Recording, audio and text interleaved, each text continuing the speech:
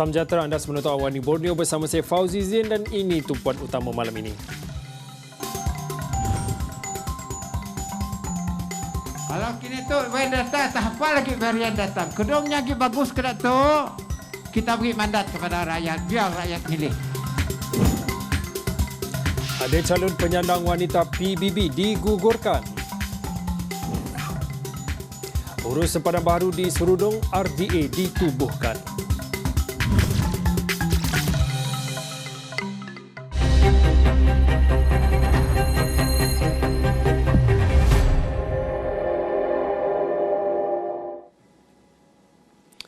Sarawak melaksanakan pilihan raya negeri kerana khawatir akan wujudnya varian baru di negeri itu selepas melihat situasi semasa. Menurut Ketua Menteri Sarawak, Datuk Patigi Abang Johari Tun Openg, sekiranya pilihan raya negeri tidak dilaksanakan dalam masa terdekat, tiada jaminan proses pengundian itu dapat diadakan dalam masa hadapan. Bagai kita dah bagus dah. Tak ada je varian Delta datang. Kalau kini tu varian Delta, tak apa lagi varian datang. Kedungnya lagi bagus ke tu, kita beri mandat kepada rakyat, biar rakyat milih. Kita mesti mau ada kerjaan yang ada mandat. Jadi sebabnya, pasal takut, si takut. Saya takut, COVID tu, varian baru tu. Dan kalau keadaan bagus kena tu, jadi kita pun dasar kerajaan dapat membantu rakyat through our economic recovery because of COVID-19. Because we got the mandate.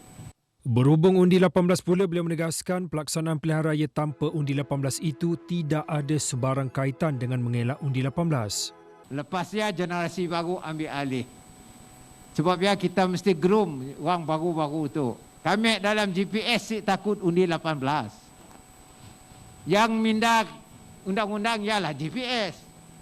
Yang membolehkan undi 18. Tapi yang kita takut ialah COVID. Kita sih tahu, tahun baru tak apa varian akan datang. Abang Johari berkata demikian di Majlis Pelancaran Program Litua di Restoration Greening Sarawak's Campaign peringkat wilayah Bintulu dan pelancaran Drone Seeding Project 2021 di Taman Medan Bintulu Center Bintulu pada Selasa. Ketua Pergerakan Wanita Parti Pesaka Bumi Putera Bersatu PBB, Datuk Seri Fatimah Abdullah mengesahkan terdapat penyandang kerusi daripada calon wanita parti itu digugurkan pada PRN 12 Sarawak pada kali ini. Tanpa menamakan calon tersebut, Fatimah memberitahu faktor utama calon penyandang itu tidak dinamakan semula adalah disebabkan masalah kesihatan. Secara ringkas, Fatimah meminta media untuk menunggu pengumuman rasmi oleh pengerusi GPS, Datuk Patigi Abang Johari Tun Openg. Untuk calon wanita, memang ada yang dari kalangan kami yang tidak akan bertanding dan hasrat itu juga sudah dimaklum kepada Yang Amat Berhormat dan terpulanglah kepada Yang Amat Berhormat untuk mempertimbangkannya. Saya tahu siapa yang tidak akan bertanding disebabkan faktor kesihatan dan sebagainya. Tetapi biarlah Yang Amat Berhormat Ketua Menteri sendiri yang akan mengumumkan calon-calonnya. Ya. Fatimah berkata calon muka baru akan ditampilkan bagi kesinambungan pemimpin pelapis parti. Katanya dari segi jumlah wakil wanita tidak kurang dan berharap pucuk pimpinan akan menambah bilangan calon wanita pada PRN ke-12 Sarawak nanti. Untuk rekod kerusi wanita PBB diwakili Datuk Seri Fatimah Abdullah, Datuk Sharifah Hasidah Said Aman Ghazali, Simoy Peri dan Datuk Rosi Yunus. Manakala Datuk Amar Jamilah Anu memenangi kerusi Tanjung Datu dalam pilihan raya kecil pada Februari 2017 selepas penyandangnya Allahyarham Pehin Sri Adnan Satim meninggal dunia pada 11 Januari 2017. Datuk Seri Abdul Karim Rahman Hamzah berharap bilangan pengundi yang keluar mengundi pada pilihan raya negeri PRN ke-12 Sarawak adalah tinggi dan juga melepasi 70%. Beliau yang juga Naib Presiden Parti Pesaka Bumi Putera Bersatu PBB berkata perkara itu penting bagi membentuk sebuah kerajaan yang stabil sekaligus mendapat mandat besar daripada rakyat. Because to legitimize any government, whether it's the state government or federal government, in any election, the number of the voters turnout must be high. I would love to see for the Sarawak PRN the voters turn out to be 70-80%, which is always the case. My area has always been 75% above, and I hope to see more than 75 this time round. That is not an issue at all. Baik, prosedur operasi standard SOP yang ketat ditetapkan pada PRN Melaka dan kemungkinan digunakan pada PRN 12 Sarawak tidak beri kesan besar kepada calon gabungan Parti Sarawak. Jelas penyandang kerusi Dun Asajaya Datuk Abdul Karim Rahman Hamzah, SOP ketat itu adalah bertujuan untuk menjaga keselamatan rakyat sekaligus menghindarkan dari penularan COVID-19. Jadi, all these SOP are just to make sure that the rakyat are safe. But it does not mean that the SOP, with the SOP in place, the voters will not be able to know who and who are going to contest or which party are going to contest. As it is, kadang-kadang kita yang khawatir. But those down there, you go to any of the longhouses, they know ini lambang JPS, ini lambang DAP, ini lambang PK, they know. So that is not a problem at all. Untuk rekod, Abdul Karim memegang kerusi Dun Asajaya selama 4 penggal sejak tahun 2001. Pada PRN 11, memenangi majoriti sebanyak 4,078 undi menewaskan calon PKR Abang Junadi Abang Gom. Penyediaan prosedur operasi standard SOP bagi Pilihan Negeri Sarawak PRN ke-12 Sarawak oleh pihak Suruhanjaya Pilihan Raya SPR perlu mengambil kira pandangan semua pihak. Ia bagi menentukan SOP yang tepat dan bersesuaian dengan keadaan geopolitiknya. Penganalisis politik Profesor Madya Dr. Awang Azman Awang berkata SOP PRN di Melaka tidak boleh dijadikan contoh kerana kempen secara bersemuka itu penting bagi setiap ahli politik yang bakal bertanding. SPR untuk khusus untuk PRN Sarawak perlu ada perbincangan dengan MKN, Kementerian Kesihatan, agensi keselamatan, juga parti-parti politik yang terlibat. Supaya saya kira bukan pembangkang saja tidak puas hati. Saya kira parti-parti GPS juga tak puas hati. Orang politik kalau tidak bersemuka dengan pengundi, itu merupakan satu ketidakpuasan untuk mereka. Tak sampai apa yang nak disampaikan. Beliau yang ditimbul Astro Awani pada Selasa berkata jika dilihat SOP PRN Melaka yang menekankan kempen secara maya atau atas talian, sudah tentu ia tidak tercapai di beberapa kawasan di Sarawak yang kurang akses internet. Tambah beliau, cara itu juga menyukarkan calon untuk memancing undi, terutamanya buat golongan berumur lebih 60 tahun yang kurang menggunakan medium itu.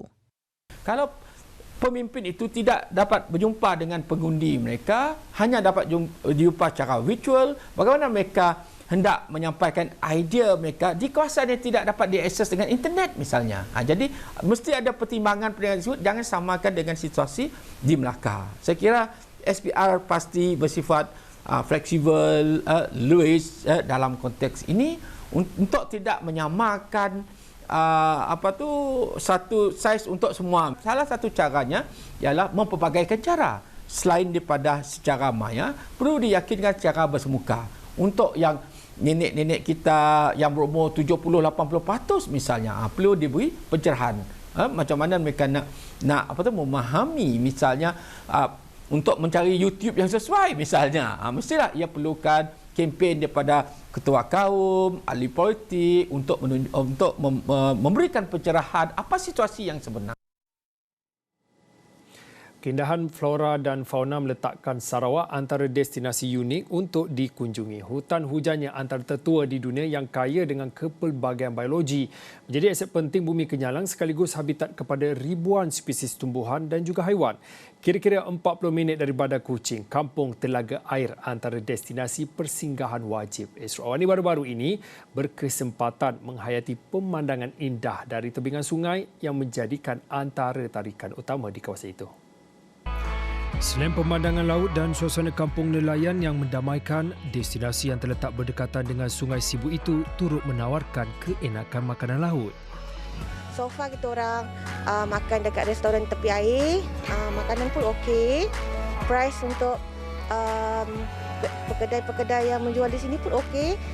So far ni first time kita orang nak pergi trip untuk ke melawat persekitaran air. Pada hujung minggu, lokasi ini popular dengan aktiviti memancing dan menjadi laluan untuk ke pulau berdekatan termasuk Pulau Satang.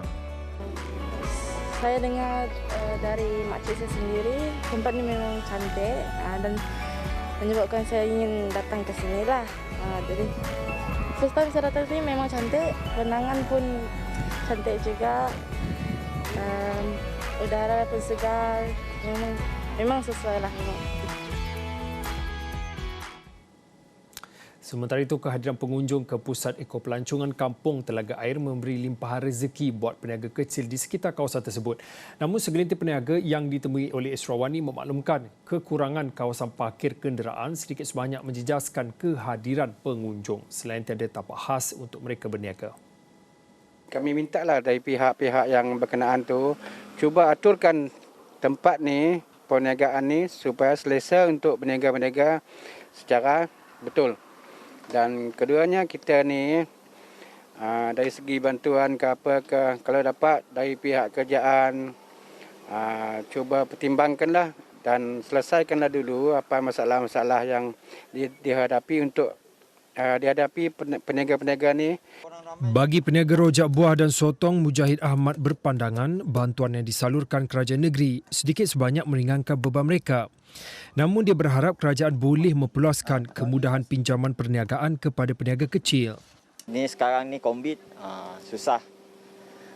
Jadi kalau dapat minta saluran bantuan untuk kami orang meniaga kecil-kecilan ini, buat saluranlah bantuan macam itulah. Dalam masa yang sama, segelintir peniaga memaklumkan transformasi kawasan perniagaan dan kemahiran kepada peniaga wanita wajar diberikan tumpuan pada masa akan datang. Ya, memang membantu peniaga untuk menambah pendapatan. Macam yang kurang baik pendapatan yang pergi nelayan, yang nelayan. Kalau musim sekarang ni musim tengkujuh kan. So dia orang dapat peniaga kat sini, dia orang tak pergi tu kat bawah macam nelayan. Kami mau menambah ekonomi sekarang tu yang telah kita lama tu dah duduk di rumah aja. Jadi kami mau menambah ekonomi yang stabil lah. Kampung Telaga Air terletak di bawah Dewan Undangan Negeri Dun N04 Pantai Damai. Sabah menerima dana 30.3 juta ringgit daripada Badan Dunia untuk menjalankan satu lagi projek berimpak tinggi, iaitu projek pengurusan pembangunan alam sekitar dan tanah. Dana berkenaan disalurkan oleh Global Environmental Facility GEF dan akan digunakan untuk menjalankan projek pengurusan landscape integrasi Hearts of Borneo. Sabah will be implementing another project, Integrated Landscape Management of Heart of Borneo.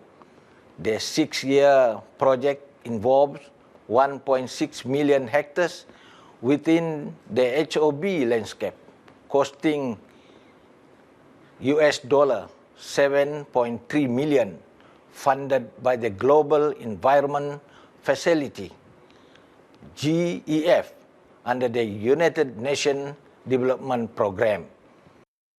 Projek berkenaan akan berjalan selama 6 tahun dan seluas 1.6 hektar hutan Sabah akan terlibat dalam projek terbabit. Beliau berkata demikian ketika berucap sempena pelancaran persidangan antarabangsa Heart of Borneo HOB kali yang ke-11 yang diadakan secara maya dan dianjurkan Jabatan Perhutanan Sabah JPS.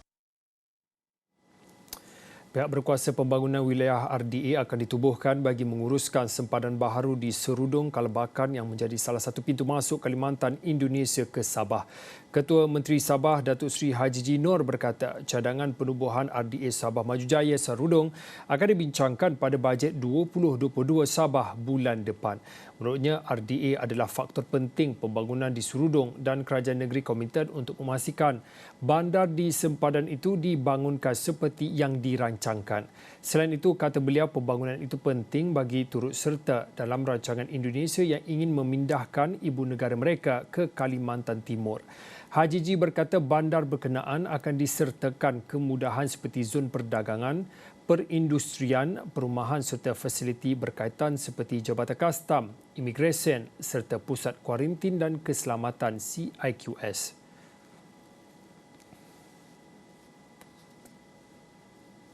Sekian Awani Borneo, saya Fauzin, kita jumpa lagi.